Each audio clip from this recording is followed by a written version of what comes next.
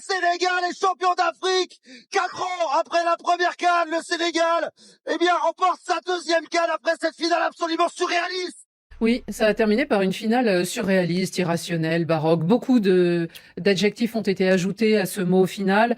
Il y a tout juste une semaine, ici, dans Radio Foot, on va parler d'une finale rêvée, une finale de Lyon aussi. Elle s'est donc achevée dans une certaine confusion. Le match, certes, est allé à son terme. Le Sénégal a remporté la compétition, mais les incidents survenus sur la pelouse marocaine ont gâché la fête. Depuis, tout le monde en parle, tout le monde a son analyse, bien sûr, et tout le monde voudrait comprendre pourquoi cette finale a-t-elle mal tourné, pourquoi est-elle sortie des rails. Alors on en a beaucoup parlé sur cette antenne et dans Radio Foot depuis le début de la semaine. Les autorités de chacun des pays concernés, c'est-à-dire le Sénégal et le Maroc, se sont aussi exprimées. Ces dernières heures, pour le Maroc, c'est le roi lui-même, Mohamed VI, qui a cherché clairement à calmer les esprits, évoquant un résultat remarquable pour les Lions de l'Atlas, surtout à son classement FIFA. Ils sont 8e actuellement et il a aussi précisé la fraternité interafricaine reprendra naturellement le dessus. Le peuple marocain sait faire la part des choses et il ne se laissera pas entraîner dans la rancœur et la discorde. Tout ça à cause d'un match de foot, bien sûr. L'ancien international sénégalais El Hadji Diouf a salué dans une tribune publiée par le journal Le Monde. Il a salué une organisation de très haut niveau et il ajoute que les deux pays ont trop d'histoire en commun et trop d'avenir à construire pour laisser une finale aussi intense fragiliser une amitié séculaire. On peut être adversaire 90 minutes sans cesser d'être frère, souligne El Hadji Diouf en disant qu'il a appris cela du football. On revient au fait, la fête a été gâchée, comment réparer? Peut-être comment simplement revenir à la règle de ce qui n'y aurait pas dû se passer, Eric Rabessandratana. Ouais, c'est surtout que je vais faire la partie sportive, c'est-à-dire le match a été quand même vraiment intéressant. C'est-à-dire qu'il y a eu cette partie-là qui est vraiment déjà une vraie valeur ajoutée pour le football africain et pour la Coupe d'Afrique des Nations. C'était un match très disputé. Vraiment. On avait deux équipes, on savait, les deux meilleurs du continent Exactement, africain. Exactement, et ça a tenu je sais plus comment on dit, ses promesses, voilà, exactement.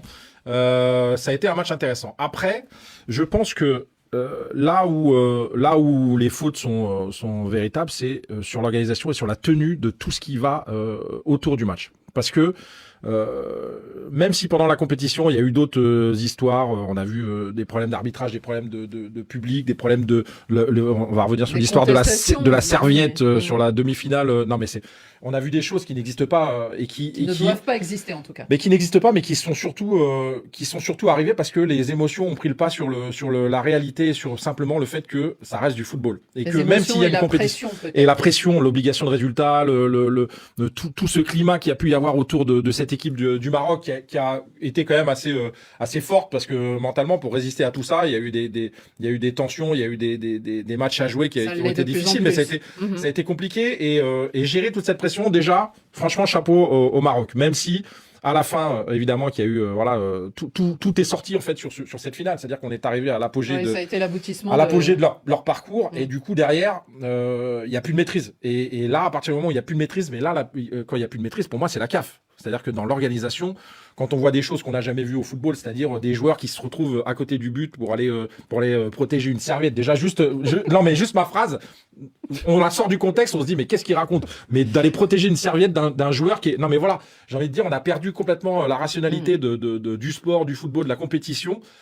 Et je suis désolé, mais c'est la CAF qui doit gérer ça. L'arbitrage, on parle de sanctions pour l'arbitre a dû se sentir tout seul. Mais il est tout seul. Quand il est tout seul, le pauvre. Sort du terrain, Franchement, il est tout seul. Personne. Moi, en dehors de son erreur. Je me permettrai de vous couper. Dans les messages là qui arrivent, Jo Lumière Matondo nous dit félicitations à Jean-Jacques Dalla, l'arbitre congolais qui ne fait pas une si mauvaise finale. Il a réussi à l'amener jusqu'au terme cette finale. Son seul peut-être fait d'arme, c'est que il siffle trop vite sur l'action d'Hakimi, mais en dehors de ça, il fait une très bonne finale. Et là, il se retrouve sous les feux des projecteurs, abandonné par les Sénégalais qui se barrent au vestiaire. Mais c'est un truc de fou en fait. Abandonné par sa hiérarchie. Et aussi abandonné par sa hiérarchie, par ceux qui organisent. Le président de la comité d'arbitrage, même le président de la Confédération africaine, il aurait dû être sur le terrain.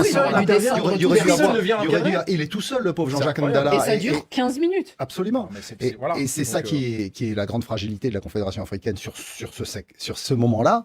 c'est que l'arbitrage n'est pas du tout épaulé, n'est pas du tout incarné. Moi, je compare souvent avec ce qui se passe à la FIFA avec Pierluigi Collina ou à l'UEFA maintenant avec Roberto Rossetti. Vous avez des personnages qui ont été des arbitres de très haut niveau, surtout Collina avec ses yeux revolver là, qui fusillaient ceux qui le contestaient. Ils incarnent l'autorité du jeu avec le respect de l'arbitre. En Afrique, vous n'avez pas ça.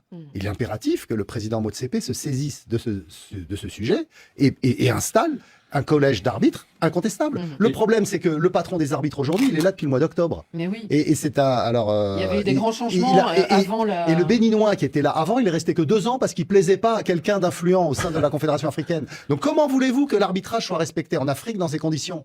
Il faut absolument que cette compétition, il a été bon. Ils sont parce bons. que je peux vous dire que moi, j'ai vécu des choses dans les autres compétitions en Afrique. L'arbitrage, c'est très difficile à gérer et à supporter pour les. Je parle pour les équipes et pour les représentants des équipes. Mais là, je vous jure que dans cette canne-là, l'arbitrage a été bon, même s'il y a toujours des petits trucs, mais il a été bon dans cette canne. Ils sont bons. Ces arbitres, quand on les aide et qu'on les soutient et qu'on les Apparemment, vous avez protège. regardé la canne à la radio. Ils l'ont regardé sur RFI à la radio. Bon, non, il a été Non. bon. Non, soyons sérieux. Bien sûr qu'il y a des Soyons choses. sérieux. C'est pas- Soyons sérieux. Non, dans Tout le l'ensemble, tu monde. connais l'arbitrage. Mais Non, Rémi- non. Rémi. Concernant d'abord l'arbitrage, parce que c'est là où les problèmes commencent. Oui, non, mais il n'était pas au niveau, on l'a tous dit, des infrastructures et de la qualité Les infrastructures des ont été infrastructures. bonnes. Oui. Ça, on doit féliciter le Maroc. Et d'ailleurs, je félicite surtout même le discours du roi, ce message. Bien sûr. Parce que celui-là est beaucoup plus apaisant par rapport à certains joueurs Mais qui il faut ont quand même... remettre les choses à la bonne place. Voilà, voilà. Ce n'est que Et- du foot et ce n'est Il a qu'un un peu match. balayé, il a un peu Et- balayé la pression qu'il y avait autour de tout ça. Et puis, il faut savoir que beaucoup d'équipes subsahariennes utilisent les infrastructures du Maroc. Il y a souvent eu un bon accueil là-bas. Bah, Donc, et ce depuis n'est des pas- années. Et Et depuis depuis des années. Même sur la des années. préparation de Mais des cependant, matchs je veux avant. d'abord mettre du bémol par rapport à l'organisation. C'est-à-dire, s'il faut parler de l'organisation, c'est vrai qu'il y a eu cet incident. Non, mais on voulait mais parler de la finale, on devrait- de ce qui s'est passé à la On finale. devrait parler de, bien évidemment, lorsqu'on parle seulement de la finale. Bon, vous voulez qu'on aille à la finale parce que je voulais parler des autres compétitions de la CAN. Par exemple, dans mon propre pays, et je connais par exemple des problèmes qu'il y a eu là-bas où les gens se plaignaient des tests Covid. mais Souvent, on à la va CAF, pas- on fait oui, ça. voilà. Mais Mais ça, c'était maintenant, autre. au niveau de l'arbitrage, il y a eu des Non, premiers pas problèmes. spécialement de l'arbitrage, Non, de mais la de finale. ces événements de fin de match qui ont gâché la fête, Rémi, Mais- qui ont gâché la fête africaine. Et il faut savoir, Annie, qu'est-ce Ça aurait qui été gâche pareil si ça se passait à une Qu'est-ce Coupe qui du Monde, hein. gâche la fête? La fête commence à se gâter avant. Parce que, par exemple, vous avez parlé du problème des serviettes. En demi-finale, une confédération africaine de football est en train de voir des événements incroyables Le Nigeria. où on vole la serviette Oui, au du Nigeria. gardien du Nigeria. Et vous ne ça se parvenez pas reproduit. à régler cela. Vous arrivez encore maintenant en finale. Ce n'est pas une serviette, ce n'est pas 2, ce n'est pas 3, c'est 6. Oui, oui. Et vous vous rendez compte que dans le stade, c'est-à-dire que même au niveau de Mais la tout le monde pelouse, ne le voyait pas, ça, Rémi. le gardien remplaçant, les joueurs, Yves ils jouaient. Oui, mais Non, c'est ça. ils ne Ils jouaient pas jouaient. parce qu'ils étaient à côté de Mendy, qui pouvait bien prendre un but à partir de là, puisque Donc vous pensez que c'est à le cause jeu- de la mais le jeu serviette. continuait. Non, Non, mais les serviettes, c'est des tracasseries qui sont rajoutées à d'autres choses. Les tracasseries sont ajoutées, cela entraîne la nervosité. Vous allez voir, Sadio Mané qui obtient un corner, on refuse cela. Quand vous dites par exemple le penalty, mais le penalty, il y a un hors-jeu manifeste, donc qui aboutit à un corner. Donc normalement, il ne doit pas avoir ce corner-là. Donc ne parlez pas d'une simple Non, mais- petite erreur. Chaque fois, les joueurs sénégalais trouvaient qu'ils ont la Rémi, touche Rémi, ne revenait pas. Rémi, ce qui s'est passé, c'est surtout quand les joueurs quittent, les joueurs sénégalais quittent le terrain, puis après reviennent, et puis qu'après le jeu reprend. C'est tout ça qui a fait que c'était surréaliste. Oui, c'est Ça s'est arrêté 15 Oui, mais minutes. c'est- Une c'est- finale. Oui, vous avez raison. Et à ce niveau, le règlement est clair. C'est-à-dire que l'article 82 et même l'article 83, voire l'article 85 encore, c'est-à-dire que des règlements vous disent que si l'équipe quitte le stade sans le terrain. consentement de l'arbitre, Le terrain. eh pas bien, perdu. c'est un forfait. C'est-à-dire qu'on doit constater ce forfait-là. Ça, c'est ce que disent les règlements. Ça, c'est dans la théorie. Mais alors, justement, Ça, c'est dans la théorie. Ça, c'est Non, mais dans la Justement, théorie. Rémi, complètement d'accord alors avec justement, il y a le règlement. Est-ce qu'il faut coller au règlement? Qu'est-ce qui doit Non, mais- se passer maintenant pour réparer ce qui s'est Alors, passé il y a- sur le terrain non, ce soir-là? le problème, Est-ce qu'il faut Annie. des sanctions?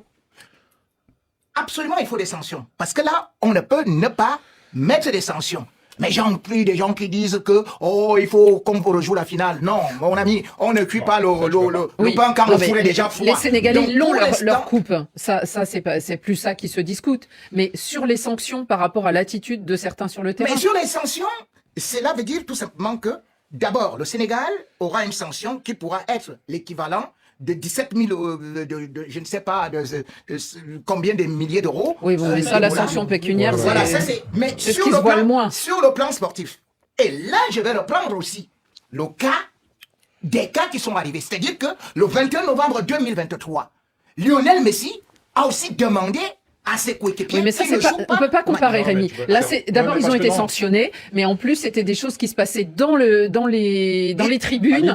Il a refusé de jouer. Oui, et là, dans le stade aussi, Annie, il faut savoir que quand le match se joue, il y avait aussi les mêmes violences policières avec des stadiers et tout. Donc, bien évidemment, l'article 6... Mais elles se sont faites après les sanctions. L'article 6 de la CAF, de l'organisation de la CAN, dit que la sécurité des supporters adverses et de tous les autres supporters incombe à l'État qui, au pays... Non, mais c'était après. C'est après la décision du pénalty, Rémi. Annie, en fait.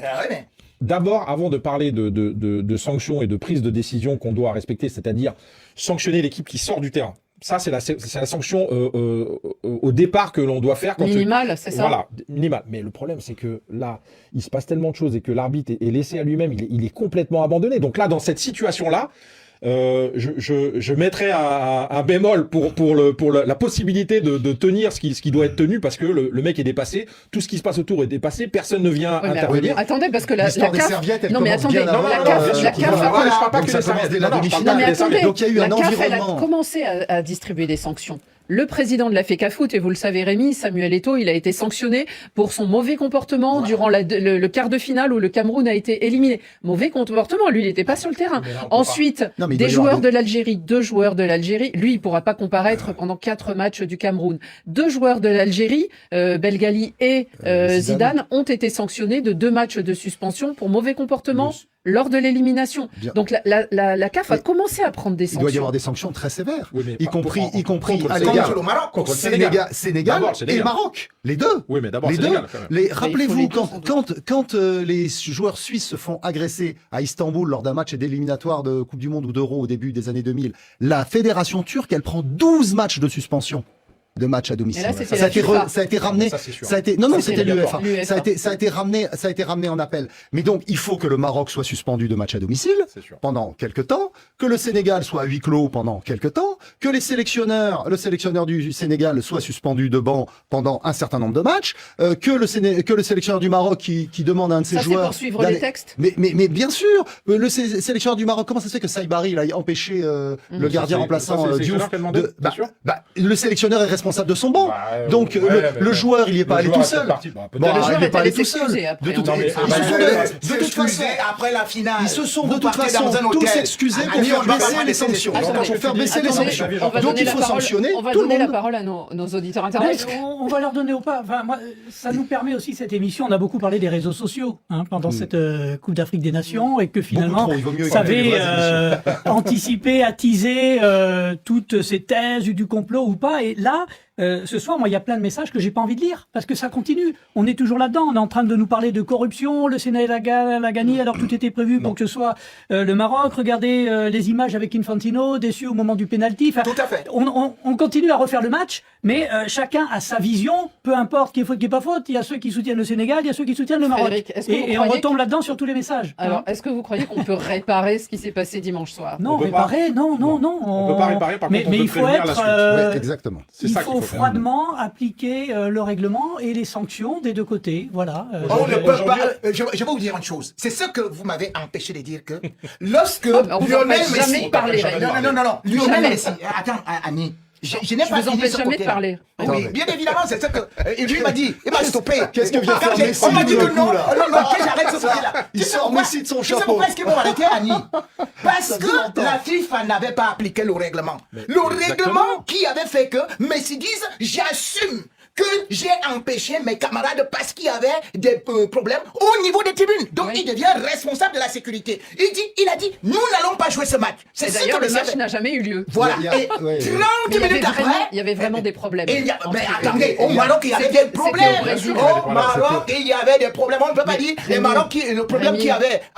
Mais est-ce qu'on a sanctionné Messi? Non. Est-ce qu'on a sanctionné les Argentins? Non. Non, il y a eu des sanctions. Il n'y a pas eu de sanctions de Messi. Ils ont été absous et ils ont juste payé une amende. Et de ce fois, Messi est allé avec ses coéquipiers à la Coupe du Monde remportée avec des pénaltys. Il n'y a pas eu de bagarre. Vous voulez calmer les esprits. Rémi, moi je suis assez d'accord avec lui. Si vous regardez, mais quasiment tous les week-ends, il y a des choses pas normales qui se passent sur le terrain, en dehors du terrain, aux abords, dans les tribunes. Mais là, c'est allé tellement loin qu'on refait tout le film. Et on pointe de tout ce qui s'est passé. Ce qu'il faut voir, c'est qu'il y a bientôt une Coupe du Monde et qu'on imagine que les organisateurs, évidemment, ne voudraient pas qu'on revive ça pour une finale avec tout le poids et toute la pression. Et j'ajouterais, Ali, il y a beaucoup de messages qui sous-entendent la presse française qui veut que le Sénégal soit lourdement sanctionné parce qu'il y a un France-Sénégal à la Coupe du Monde. Là, il y a énormément de messages sous cet angle-là, sur le Facebook Live, en disant qu'on pousse pour que le Sénégal soit sanctionné et que l'équipe de France, France-Sénégal de 16 juin, on en profite. Mais pas du tout. Le raisonnement qu'il ne faut pas, si le football africain veut avancer, c'est sanctionner durement tous les deux camps, même s'il y a une Coupe du Monde dans 6 mois, justement. Bon, je suis pas sûr qu'on ait réussi à calmer les choses. Je suis pas sûr. De toute façon, il y a un proverbe africain qui dit on n'éteint pas le feu avec le feu. Voilà. Sénégal, Marocain, aujourd'hui, c'est consommé. On reste dans la fraternité. Le match ne peut plus se jouer. Eh bien, la seule chose qu'il faut faire, c'est qu'il faut se pardonner.